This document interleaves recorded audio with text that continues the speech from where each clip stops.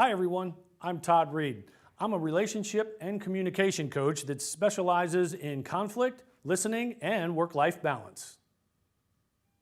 When it comes to conflict, and I want to take a second to talk about conflict in your domestic life, there's probably no hotter topic out there than finances.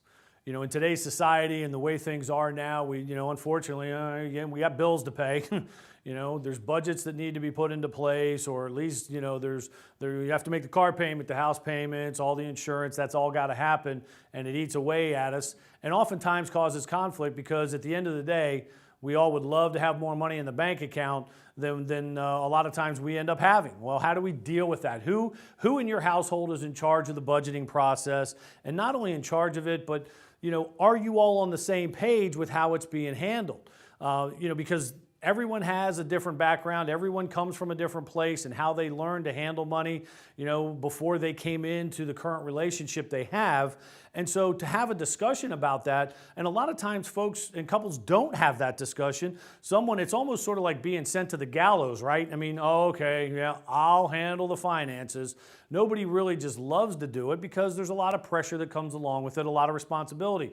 But what is important and what you can do as a couple is to make sure that you talk about how you're going to approach your finances. What's the goal? How are we going to pay the bills?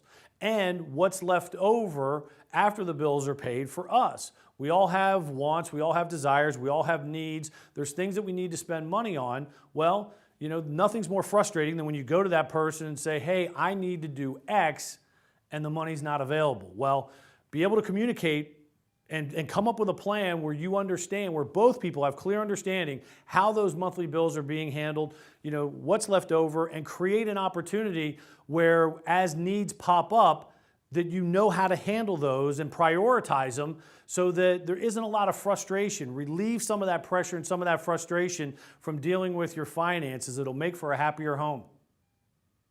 Hey everybody, thanks for watching the video. I really appreciate you taking the time, and more importantly, I really hope that you got something out of what you just watched. And in fact, if you're looking for more information about what I'm talking about, depending on the format that you're watching this video on, more than likely there's a link on this page. Go ahead and click on it, and if not, search for me and check out more videos.